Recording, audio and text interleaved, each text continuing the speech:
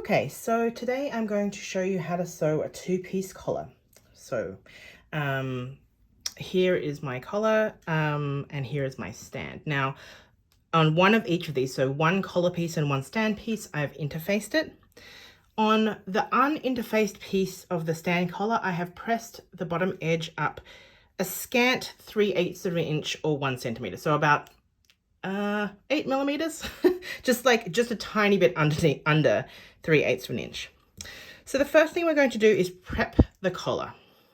So, make sure that you've notched everything that you need to notch. So make sure all the notches are there. So I'm just going to sew the collars together, right sides together. Okay, just matching everything up using a 3/8 of an inch or a 1 centimeter seam allowance. Now, when I come to the corner of the collar, I'm going to be sewing along here. Instead of just turning with my needle down and coming straight back, I'm actually going to turn using one stitch across and then going down here.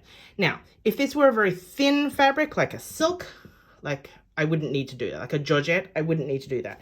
This is a medium weight linen fabric. So with anything, I would say medium weight or above, I would definitely do that. It just gives you a little bit more space to turn that point through nicely. So that's the first thing I'm going to do, just around the 3 sides. So this side, all the way along here, and then down here, leave this bottom slightly curved edge open. I just wanted to show you actually how I treat it before I turn it. So I'm going to grade it. So that I'm grading off some of the seam allowance of the non-interface side.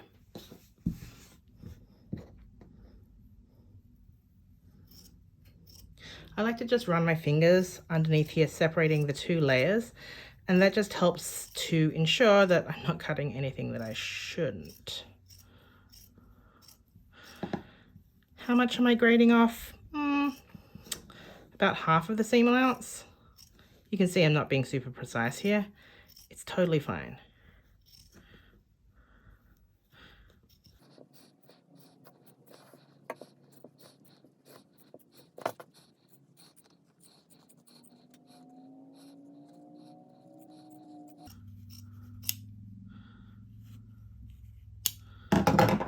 There we go. Okay, now in this corner, what I'm going to do is I'm going to cut straight across and then more acutely. Just make sure you don't cut through the stitching. And if it's a loose weave fabric, don't cut too close to the stitching. Okay. Now you can see there's a very slight inward curve here. So that means I have to do some clipping for this curve. Take the time doing it to do this. Don't skip this step. Again, don't clip through your stitching line. Don't clip too close.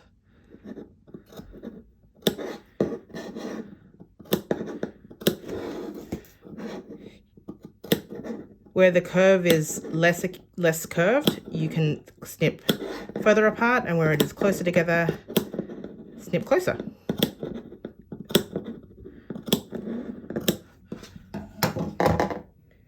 Okay, so now I'm going to turn it through. I like to put my thumb up in here, separate the seam allowances, and push it through with my finger.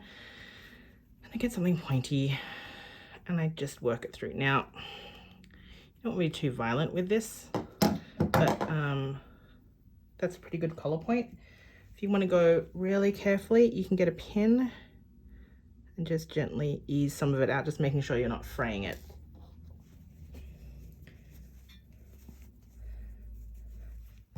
Same on the other side. Knowing how much you can push a fabric before it will fray kind of comes with experience. So I would say if in doubt, go for a more rounded point. Okay, now I'm going to press this and I'm going to pin stitch it close to the edge. Okie dokie, and there's that collar. Okay, now I'm going to take my stand piece. You will notice that there is a notch here. I'll just re-notch it so you can see better. On the curved edge, just on the curved edge. Now, what's going to happen when it's finished is this collar piece will actually end at that notch, and then the rest of the stand will continue beyond that. So the first thing I'm going to do is, so this is the interface side of the stand, is I'm going to put the right side of my, so when it's finished, here's what's going to happen. So when the collar is finished, the right side of the stand is, if this is the neck here, the right side of the stand is going to be out, and that's the interface side. And the interface side of the collar is going to be uppermost, okay? So when I'm placing my collar on the stand, I've got my interfaced side of the stand facing up, right side up, and I've got my interface side of my collar also facing up, okay? And I'm just going to pop a pin in it here just so you can see how that's going to work. Okay, and I'll pin it at the other end.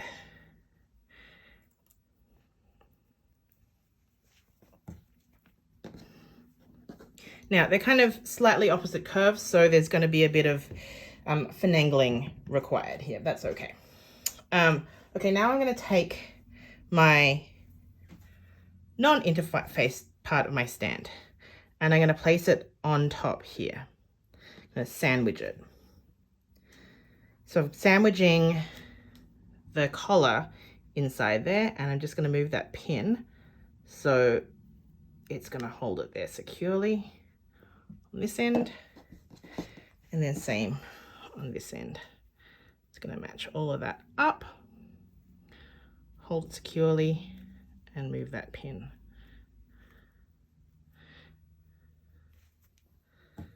Now, there should be other notches on the way, and they'll match up with other notches on the collar.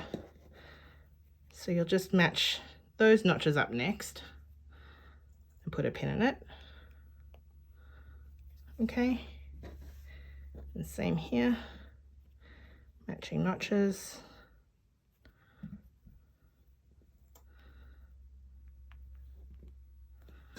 Okay, now what I'm going to do is just pin the rest, just evening out just any, like there shouldn't be any actual ease in it, but what happens is the non-interface side of the stand does have a tendency to stretch out a tad bit. So you might find that you're having to not really ease it, but just distribute any stretching that has happened. Just making sure all those edges match together nicely, and as with anything, it's really helpful if you've managed to cut it out really precisely, but you know, we all know that doesn't always happen perfectly in real life. Oh, look here, look how much it's stretched out, you see.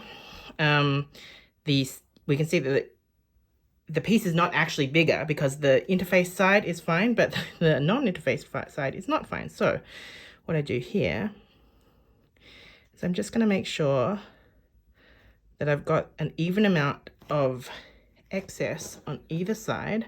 I'm going to kind of divide it in half. Okay. And then divide it in half again. And by then, it shouldn't be enough to really be a worry. Some people find that they like to have the side that needs to ease in on the feed dog side. If that's the case with you, then you can pin it from the other side or switch your pins over. It's up to you.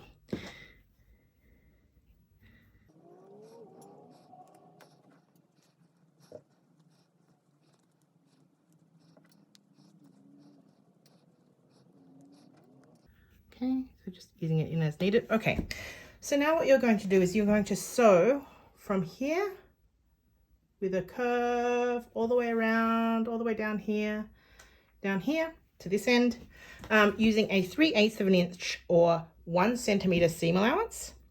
Then we're going to come back and I'll show you how I grade it and clip it.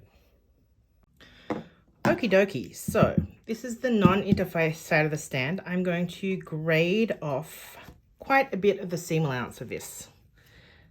got a lot of different seam allowances to contend with.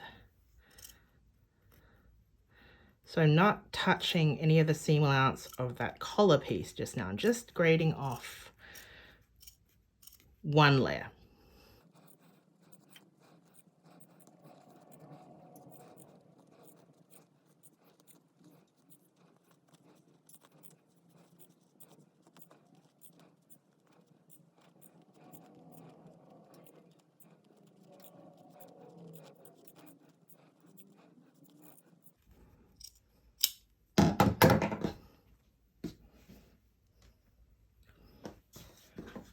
Okay, if I look here, I don't know if you can see, but this side just isn't quite perfectly sewn in terms of the shaping compared to the other side. So I'm just going to go in, well, actually what I'm going to do is I'm going to compare the two sides. Let's do that. And just make sure that the stitching is even on both sides. I'm going to fix that and be back. Okay, I'm back. Obviously that was fairly pedantic, but you know, here we are. Okay, now I've still got 3 more layers that I need to grade. So I'm actually going to grade this top layer of the collar a little bit. I'm going to cut off that fullness there. And when you grade, it's important that you end up with different steps like that. Can you see that? I'm going to use my clippers actually. And the reason for that is the whole point of grading is that you don't end up with a big lump of seam allowance where all the different layers stop at the same time.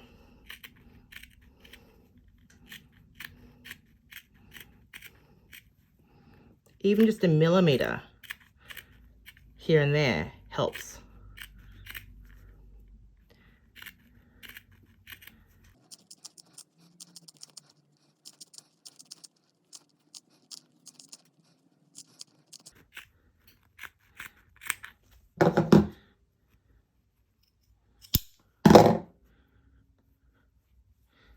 There we go. Okay, now you can just kind of feel with your fingers and make sure that it's kind of sloping nicely, which it is. Okay, the next thing we need to deal with is this curve. Now, it's quite curved, so that means that you need to clip it. So clip V's and pretty close together. So I'm going to actually trim this seam allowance in slightly to start with.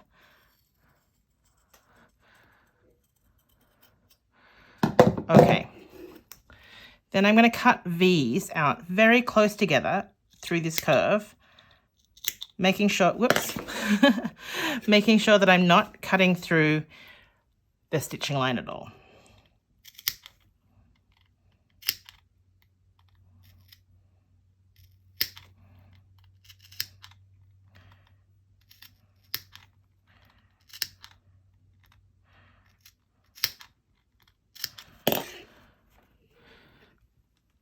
See that? So when we turn it, it's going to turn really nicely. If you don't do enough of them, you'll find you have little like steps, like corners going around there. I'm going to do the same on the other side.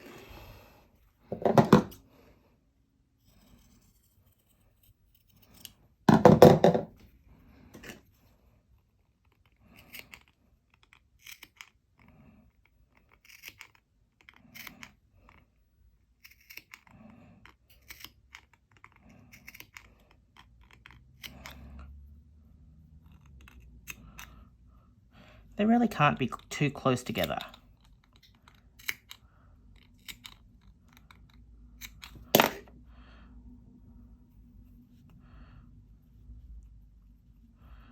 There we go. Now remember, anywhere where there's an inside curve, we need to just do a straight clip into. Again, just making sure that we're not going through the stitching line.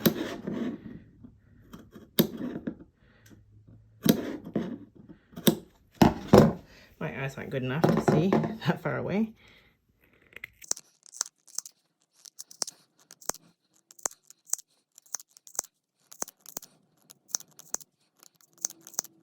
Okay, I'm going to turn it through.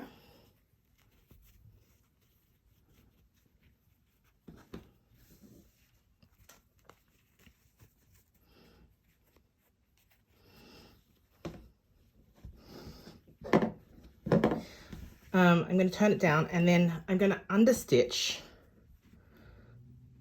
part of this collar down. So nothing that will show. So probably between the notches, I'm just going to understitch the non-interface side of the collar. So that's going to be towards the neck. I'm going to sew understitch the seam allowances to there. So just between, say, here and here. Then I'm going to give it a good press. I'm not going to do any pin stitching just yet. That's one of the last steps. So hope that helped. Okay, so here we are, all pressed. So that's going to make a really nice collar.